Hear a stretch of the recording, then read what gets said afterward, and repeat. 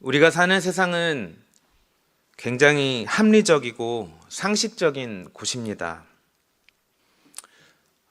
밖에서 보면 거대한 유기체 같아서 따로 감독하는 사람이 없어도 그냥 스스로 저절로 이렇게 돌아가는 것처럼 보이기도 합니다.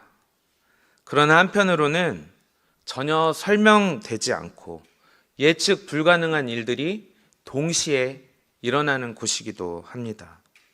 한없이 평화롭고 안전하게 보이지만 또 한없이 살벌하고 냉혹한 곳이기도 합니다. 지난주가 어떻게 지나갔는지 잘 모르겠습니다. 일이 하나도 손에 잡히지 않았고 마음도 진정되지 않는 시간을 보냈던 것 같습니다. 여기 모인 모든 분들이 같은 마음이실 거라고 생각합니다. 어떻게 21세기에 이런 일이 일어나는가? 내가 지금 꿈을 꾸는 건 아닌가? 라는 생각을 했습니다. 우리나라의 최고의 엘리트라는 사람들이, 나라의 지도자라는 사람들이 벌이는 일이라고는 정말 상상할 수가 없었습니다. 정말 그 사람들을 보고 있노라면 세상에 무서울 게 정말 하나도 없이 사는 사람들이 있구나라는 것을 볼 수 있었습니다. 제가 어릴 때는 거짓말하면 안 된다, 나쁜 짓 하면 안 된다, 그런 가르침을 받았습니다. 부모님도 그러셨고 주위에 있는 모든 어른들이 한결같이 이야기했습니다. 뒤돌아서 생각해 보면 여기에는 세상을 진실되게 살아라 라는 큰 가르침이 들어있었던 것 같습니다. 남을 속이는 것뿐만 아니라 스스로를 속이는 것까지도 해서는 안 된다 라는 걸 배웠습니다. 어떤 일을 내가 행하건 그 일에 마땅한 대가가 있을 거다라는 것을 배웠죠. 우리 모두 마찬가지일 겁니다. 수많은 이야기를 들었고 또 수많은 가르침을 받으며 행여라도 이 선을 넘을까 스스로 조심했던 것 같습니다. 의도하지 않게 좀 사소한 것이지만 이 선을 내가 넘었다고 생각하는 날에는 내가 어떤 벌을 받을까 오랫동안 마음 졸였던 기억도 납니다. 신앙이 있는 사람이든 그렇지 않은 사람이든 어떤 초월적인 존재나 힘에 의해서 선을 행하면 복을 받고 악을 행하면 마땅한 벌을 받는다는 것, 이런 공통된 신념을 우리는 다 가지고 있습니다. 또 어느 정도는 이 가르침이 실제로 우리의 삶에 경험되어지기도 합니다. 그래서 대부분의 사람들은 흔히 말하는 이 죄를 범하지 않기 위해, 악을 행하지 않기 위해 애쓰며 수고하며 살아갑니다.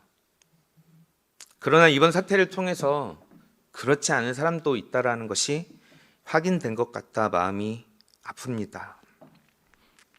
여러분, 최후의 심판을 믿으십니까? 가봐야 알지.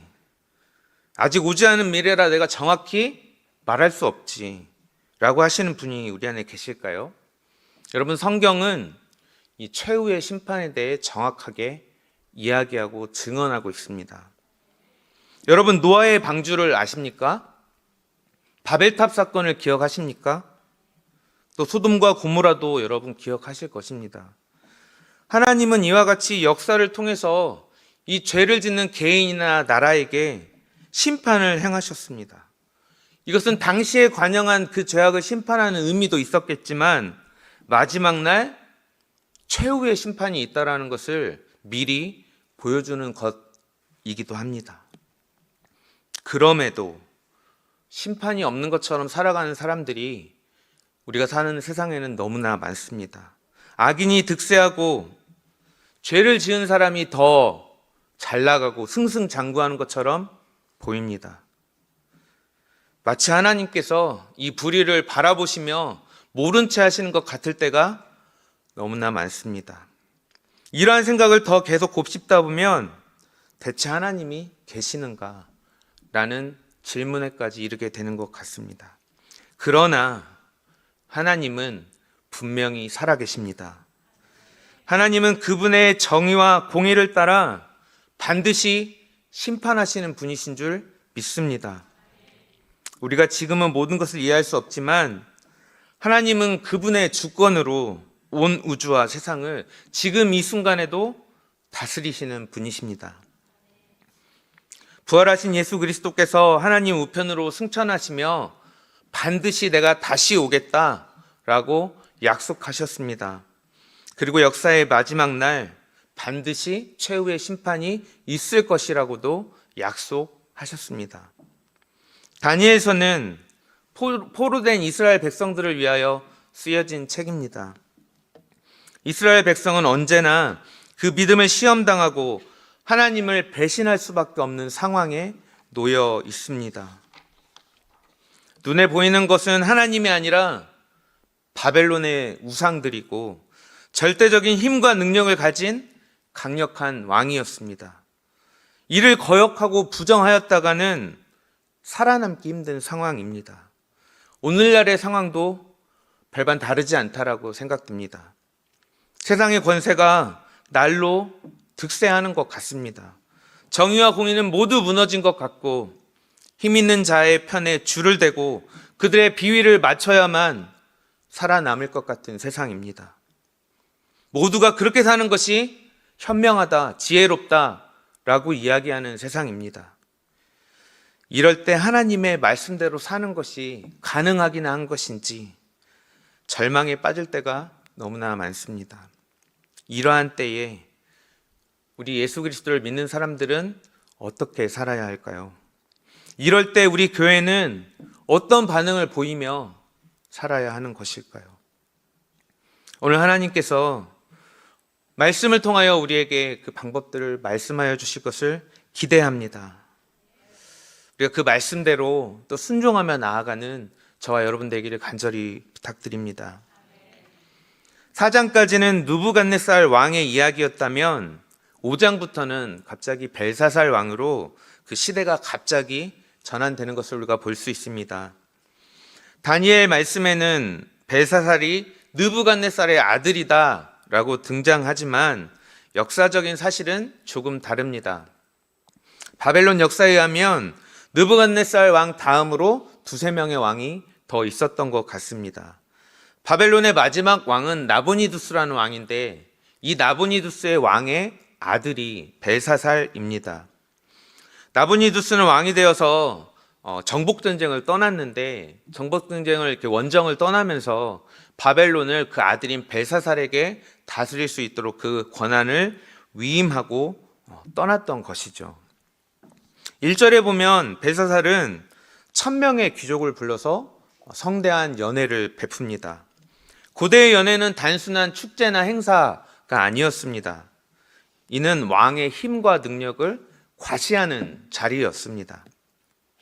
또한 그 자리에 참석한 유력한 귀족들을 이 왕의 강력한 후원자로 연결하고 결연하는 그런 정치적인 자리이기도 했습니다. 많은 눈이 이 왕과 이 잔치의 규모를 바라보고 있었을 것입니다. 바벨론 역사에서 보면 벨사살은 매우 그 힘이 왕권이 미약했던 왕이었던 것 같습니다. 바벨론은 이제 마지막을 향하여 나아가고 있던 때이기도 했고요. 벨사살은 어떻게 해서든지 자신이 아직도 건재하다라는 것을 보여주고 또 나타내야 했습니다. 유력한 자들에게 어떻게 해서든 자신과 그 왕국에 충성할 수 있도록 좀 만들 계기가 필요했던 것 같습니다. 그래서 그랬을까요? 그의 잔치는 점점 더 자극적인 쪽으로 흘러가기 시작합니다. 그는 큰 허세를 부리기 시작합니다. 여러분, 허세와 방탕의 이면에는 두려움이 있습니다. 표면적으로 벨사살은 세계 최대 강대국의 왕이었습니다. 그는 권력의 정점의 자리에 있었지만 그 안에는 공허함과 두려움이 가득했습니다. 한없이 강해 보이는 권세를 가진 사람도 그 왕도 그 안은 한낱 한계 있는 인간일 뿐이었습니다. 그는 느부갓네살이 예루살렘에서 탈취해온 그 성전에 있던 그릇들을 가져오라고 명령합니다. 그리고 그 그릇에 술을 따라 마시기 시작합니다. 그 후에는 생명이 없는 것들로 만들어진 우상을 찬양합니다. 이는 의도적으로 하나님을 무시하는 것입니다.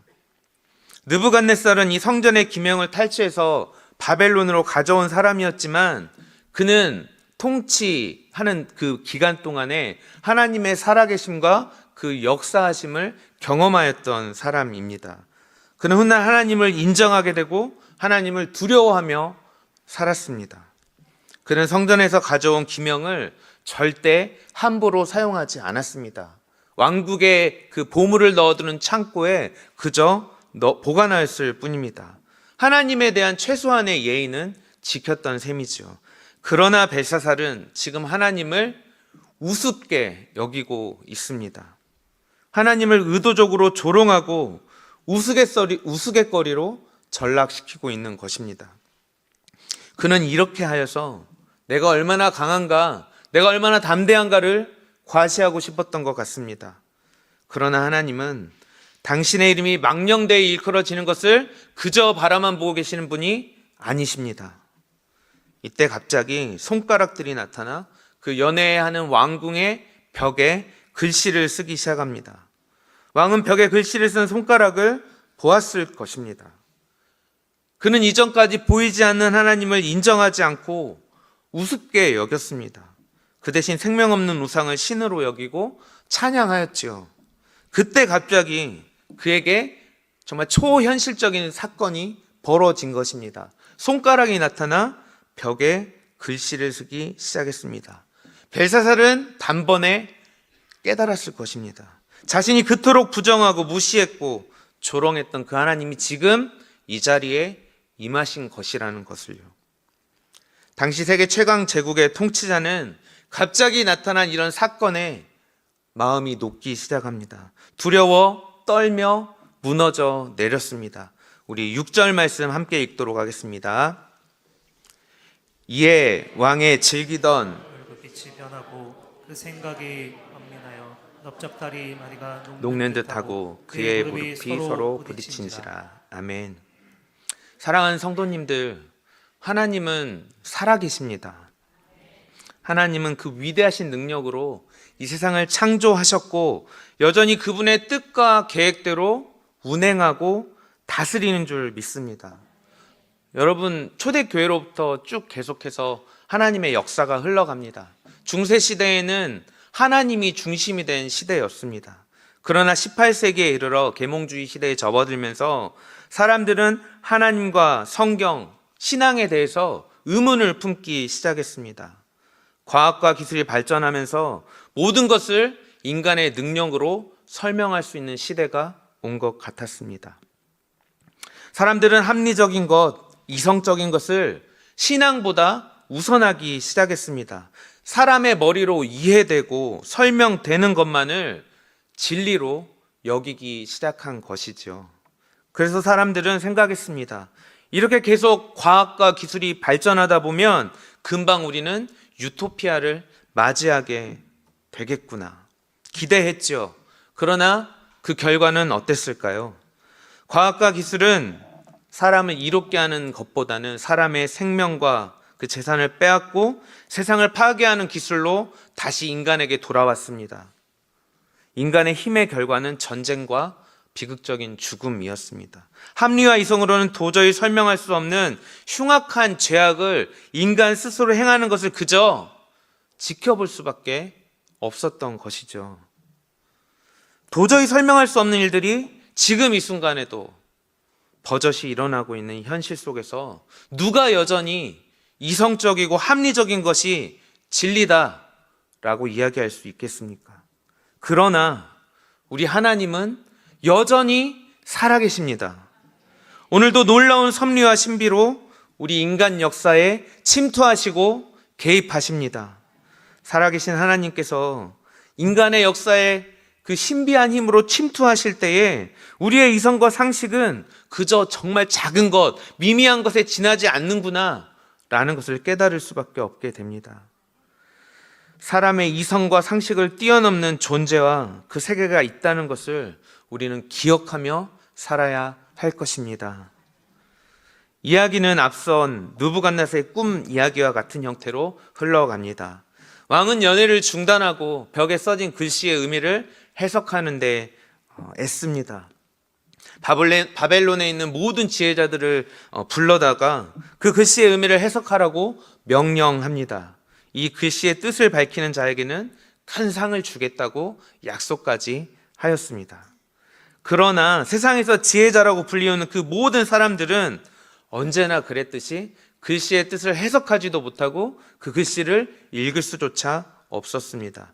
세계 최강이라는 왕국의 힘과 지혜는 벽에 쓰인 그 글씨를 해석하는데 아무런 도움도 되지 않았습니다. 왕과 그곳에 모인 1000명의 귀족들은 모두 두려움과 불안함에 휩싸이게 되죠. 이때 왕비가 나타나 이 문제를 해결할 수 있도록 제안을 합니다. 이때 등장한 왕비는 성경에 보면 이 왕의 부름 없이도 왕 앞에 나설 수 있는 사람이었고, 느부갓네살의 시대를 기억이 날 수 있게 할 수 있던 것으로 보아서 왕비라기보다는 그 왕의 어머니로 보는 것이 맞는 것 같습니다. 느부갓네살 시대의 다니엘은 느부갓네살의 모든 지혜자들의 어른으로 이렇게 임명하였지만 지금은 좀 그것이 상황이 변한 것 같습니다. 그녀는 느부갓네살의 꿈을 알아맞추고 해석하던 다니엘을 기억해내고 벨사살에게 추천합니다. 그녀는 다니엘을 거룩한 신들의 영이 있는 사람이라고 소개했습니다. 우리 13절 함께 읽도록 하겠습니다. 이에 다니엘이 부름을 받아 왕의 앞에 나아가니 왕이 다니엘에게 말하되 내가 나의 부왕이 유다에서 사로잡아온 유다 자손 중에 그 다니엘이냐. 아멘.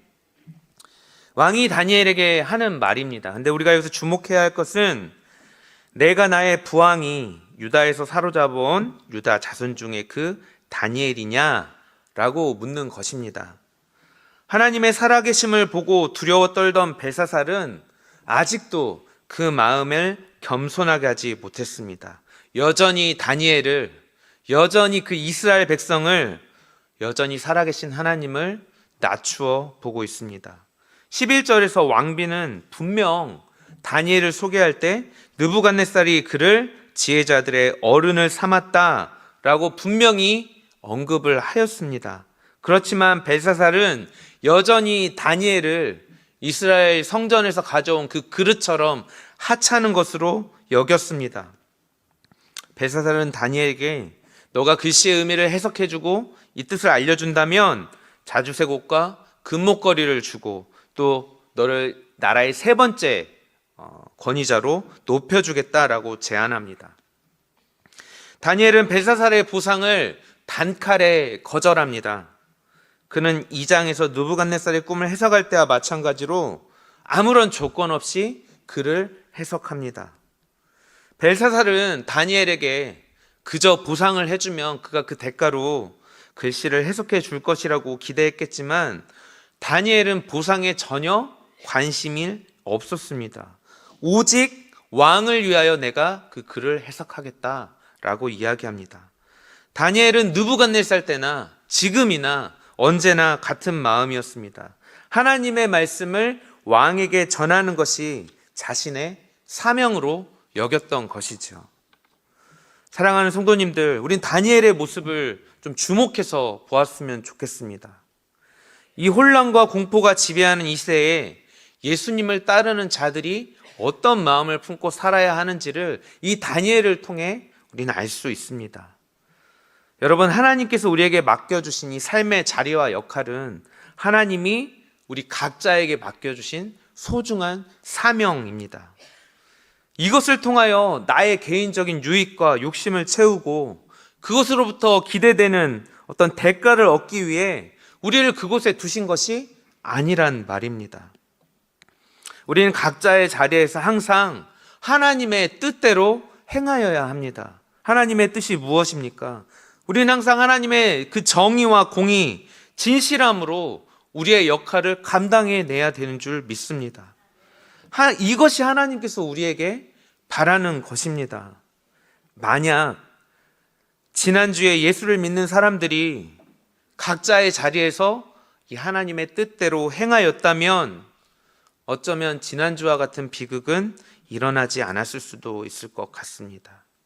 흔들림 없이 진리대로 행하는 것이 우리의 사명인 줄 믿습니다.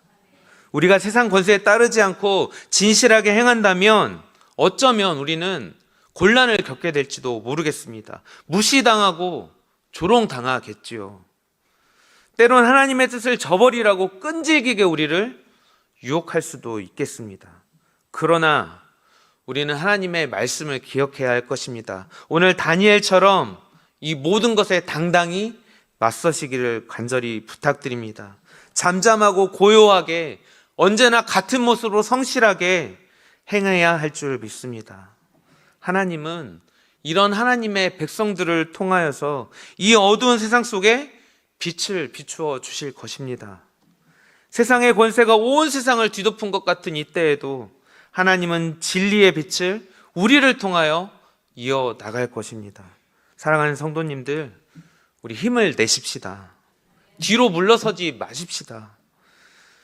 다니엘과 함께 하셨던 주님이 지금 이 순간에도 우리와 함께 하시는 줄 믿습니다.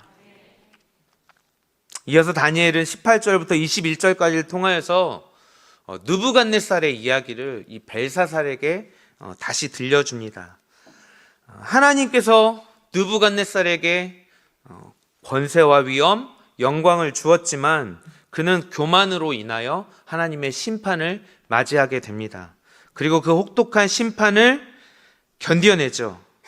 그러나 그는 이를 통하여서 참 권세를 주시는 분이 하나님이시라는 것을 배우게 됩니다. 이 사실을 지금 느부갓네살 왕의 이야기를 통하여 벨사살에게 지금 다니엘이 전하고 있습니다. 우리 22절에서 23절 함께 읽도록 하겠습니다. 벨사살이여, 왕은 그의 아들이 되어서 이것을 다 알고도 아직도 마음을 낮추지 아니하고 도리어 자신을 하늘의 주제보다 높이며 그의 성전 그릇을 왕 앞으로 가져다가 왕과 귀족들과 왕후들과 후궁들이 다 그것으로 술을 마시고 왕이 또 보지도 듣지도 알지도 못하는 금, 은, 구리, 새와 나무, 돌로 만든 신상들을 찬양하고 도리어 왕의 호흡을 주장하시고 왕의 모든 길을 작정하시는 하나님께는 영광을 돌리지 아니한지라. 아멘. 우린 22절의 말씀을 통하여서 벨사살이 이미 이 느부갓네살의 이야기를 알고 있었다라는 것을 알 수 있습니다. 그러나 그는 이 이야기를 다니엘에게 듣는 그 순간에도 그의 마음을 낮추지 않았습니다. 그저 술에 취해서 어찌할 바를 몰라 두려움에 휩싸인 채로 벽에 쓰여있는 그 글씨를 바라만 보고 있을 뿐이었죠. 벨사살은 이 기록된 말씀에서 배워야 할 교훈들을 거부하였습니다. 다니엘 4장 37절을 제가 읽어드리겠습니다. 그러므로 지금 나 느부갓네살은 하늘의 왕을 찬양하며 칭송하며 경배하노니 그의 일이 다 진실하고 그의 행하심이 의로우심으로 교만하게 행하는 자를 그가 능히 낮추심이라. 아멘. 이 말씀은 그 하나님의 살아계심을 경험한 느부갓네살의 고백입니다. 벨사살은 이미 이 느부갓네살의 간증적인 고백을 알고 있었을 것입니다. 하나님께서 이 권력자들, 권세자들의 교만을 다룬다는 것을 이미 그는 알고 있었던 것이죠. 그러나 그의 반응이 중요합니다. 그는 이 진리를 알았지만, 들었지만 아무런 결단이나 결정도 내리지 않습니다. 마음을 돌이켜 하나님 앞으로 겸손하게 나오지 않았습니다. 사랑하는 성도님들, 이 벨사살의 모습이 지금 나의 모습은 아닌지 돌아보길 원합니다. 죄인 줄 알면서 고의로 지은 죄나 알고도 내가 악을 행한다면 이것은 정말 심각한 죄입니다. 하나님을 아는 사람들이 하나님을 무시하고 하나님의 가르침을 가벼이 여기는 것이나 마찬가지라는 것입니다. 성경은 이를 굉장히 심각한 사건으로 다루고 있습니다. 민수기 15장 30절에서 31절 말씀을 함께 읽겠습니다. 본토인이든지 타국인이든지 고의로 무엇을 범하면 누구나 여호와를 비방하는 자니 그의 백성 중에서 끊어질 것이라. 그런 사람은 여호와의 말씀을 멸시하고 그의 명령을 파괴하였은즉 그의 죄악이 자기에게로 돌아가서 온전히 끊어지리라. 아멘. 고의로 죄를 범하는 사람은 하나님을 비방하는 자라고 말합니다. 세 번역에선 이 부분을 하나님을 모독하는 자라고 번역합니다. 고의로 죄를 범하는 자는 하나님을 무시하고 경멸하는 자입니다. 하나님은 이런 자들을 용서하지 않겠다고 말씀하셨습니다. 이스라엘 백성의 그 민족 중에서 내가 끊어내버리겠다라고 경고하십니다.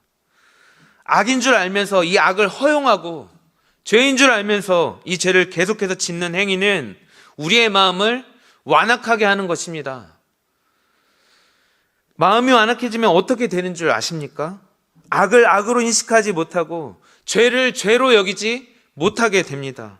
그러면 더 이상 이 악과 죄를 품고 내가 회개의 자리로 나올 수 없게 되는 것입니다. 여러분, 회개하지 못하면 죄사함도 없습니다. 성경이, 또 우리 마음에 있는 성령이 죄라고 말씀하시는 것을 더 이상 허용하지 마십시다. 계속해서 그 죄를 정당화시키고 합리화시키는 것은 은혜의 자리로 나아가지 못하게 하는 아주 위험한 일입니다. 성령이 말씀하시는 것을 무시하지 않길 바랍니다. 성경이 말하는 것을 지켜내기 위해서 힘쓰고 애쓰십시오. 마음을 찢으며 하나님 앞에 그 자리에 긍휼을 부어달라고 울부짖는 우리가 되기를 원합니다. 하나님은 우리가 그 죄를 인정하고 고백하고 돌이키기만 하면 언제나 내가 너를 용서하겠다, 언제나 내가 너에게 기회를 주겠다 라고 손을 내미는 분이십니다. 이 하나님의 말씀을 알면서도 일부러 외면하라고 하는 그 자리에서 지금 이 순간 단호히 돌이키시기를 간절히 원합니다. 하나님께로 다시 나아가는 저와 여러분 되기를 간절히 원합니다. 왕국의 벽면에 쓰여진 이 글씨는 정말 유명한 말씀이죠. 메네 메네 데겔 우바르신 이라는 글씨였습니다. 이 글자들은 여러 가지로 해석할 수 있습니다. 명사로 읽느냐 또 동사로 보느냐에 따라서 뜻이 조금 달라지는데요. 이 단어들을 동사로만 해석하면 이런 뜻이 됩니다. 혹시 자막 좀 띄워주시겠어요? 메네는 세워졌다 라는 뜻이고, 데겔은 무게가 달려졌다 라는 뜻입니다. 바르시는 나뉘었다 라는 뜻입니다. 붙여서 읽어보면 그것이 세워졌고 또 세워졌고 무게가 달아졌으며 나뉘었다 라고 직역할 수 있습니다. 이걸 또 명사로 보면 메네는 화폐의 한 단위입니다. 여기 쓰인 단어들은 다 화폐의 단위인데요. 우리나라 말로 뭐 만원, 천원 같은 단위를 말합니다. 여러분, 만원을 천원짜리 10개로 바꿀 수 있는 것 아시죠? 이것처럼 메네는 이 세겔로 환산하면 60세겔이 됩니다. 데겔은 말 그대로 한 세겔을 말합니다. 바르시는 반개가 두 개로 나뉘어 있다, 즉 0.5개가 두 개가 있다라는 것으로 읽을 수 있습니다. 다시 이야기해보면 처음 메네는 이 동사로 읽었을 때 세워졌다라고 읽을 수 있다라고 했죠. 그리고 뒤에서부터 한 메네, 즉 60세겔, 그리고 데겔은 한 세겔, 그리고 바르시는 반절이 두 개, 0.5세겔이 두 개, 이 모든 거를 더해서 해석하면 이렇게 읽을 수 있습니다. 모두 62세겔이 세워졌다. 31절에 보면 벨사살이 죽임을 당하고 메대 사람 다리오가 바벨론의 왕으로 등장하게 되는데 그의 나이가 62세입니다. 이것도 좀 주목할 만한 점이죠. 다니엘은 이 각 단어를 어원에 따라서 잘 번역하여서 벨사살에게 전달합니다. 우리 26절에서 28절 함께 읽도록 하겠습니다. 그 글을 해석하건대 메네는 하나님이 이미 왕의 나라의 시대를 세워서 그것을 끝나게 하셨다 하미요. 데겔은 왕을 저울에 달아보니 부족함이 보였다 하미요. 베레스는 왕의 나라가 나뉘어서 메대와 바사 사람에게 준바되었다 함이니이다 하니. 아멘. 이 명사로 해석한 두 번째 메네인 이 60세겔을 누부갓네살의 무게로 본 것입니다. 또 따라오는 데겔 한 세겔이죠. 60세겔에 비하면 60분의 1입니다. 한없이 부족한 벨사살의 무게로 본 것입니다. 그 다음 바르시는 이 1세겔짜리 벨사살의 무게를 반절로 나뉘어 각각 페르시아와 메대 두 개로 쪼개질 것이다 라는 다니엘의 해석입니다. 이처럼 화폐 단위가 언급된 이 글씨는 어떻게 보면 제국의 이 강력한 부와 이에 대한 숭배에 대한 심판으로 우리가 해석할 수도 있을 것입니다. 여러분, 참 권세는 하나님께서 주시는 것이지만 세상 많은 사람들이 이 권세는 부와 물질, 돈에서 나온다라고 여깁니다. 바벨론이 자랑하던 이 부의 단위들이 이제는 바벨론의 멸망을 이야기하고 있는 것입니다. 하나님을 두려워하지 않고 하나님이 주신 권세로 자신을 높였더니 권세를 주신 그 하나님께서 그것들을 두 개로 쪼개어 버렸습니다. 그 아무리 강한 나라라도, 그 아무리 강력한 권위더라도 하나님께서 쪼개시기로 마음먹으면 단번에 쪼개지는 것을 우리는 기억해야 합니다. 그들을 지켜줄 것처럼 여겨졌던 그 어떤 것도 하나님의 그 놀라우신 섭리 앞에는 더 이상 힘을 쓰지 못하게 됩니다. 여러분, 모든 권세는 하나님께로부터 오는 것입니다. 우리가 인정하던 인정하지 않던 이 세상의 모든 권세는 하나님이 부여해 주신 것입니다.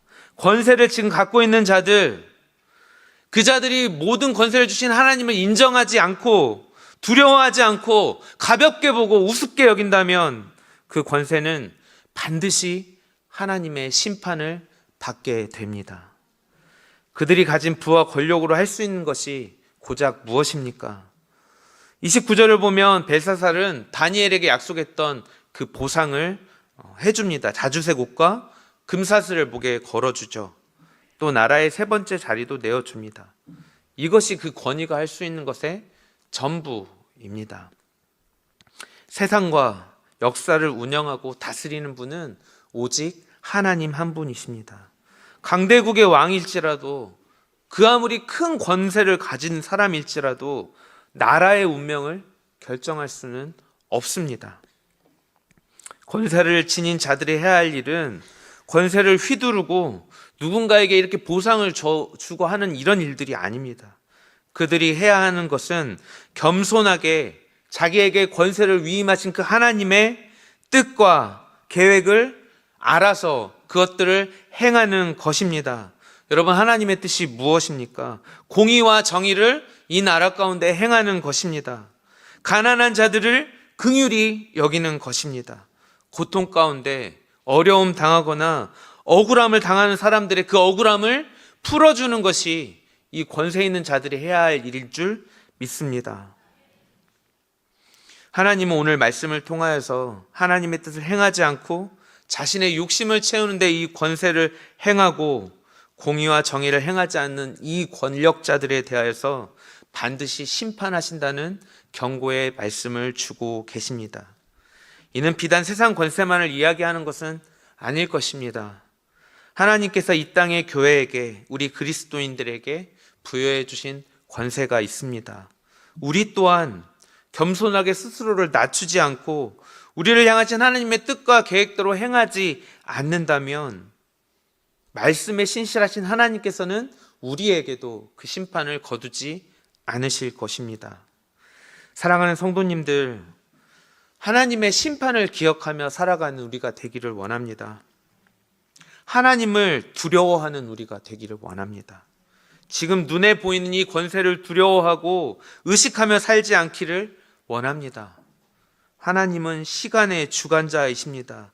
지금 눈에 보이는 이 권세를 영원히 내버려 두지 않으실 것입니다. 한낱 바람과 같은 것을 움켜잡기 위해 발버둥치는 그 어리석음에서 우리 모두가 벗어나시기를 간절히 부탁드립니다. 권세를 주는 이도 하나님이시고 이를 거두어 가시는 이도 하나님이십니다. 하나님께서 오늘 다니엘을 통하여 우리에게 주시는 말씀을 우리가 진지하게 받아들이길 원합니다. 하나님을 아는 사람이라면 하나님을 아는 사람처럼 아는 사람답게 살아가십시다. 우리 각자도, 우리 교회도 하나님의 말씀과 그분의 뜻과 계획에 순종하며 살아내기를 간절히 부탁드립니다.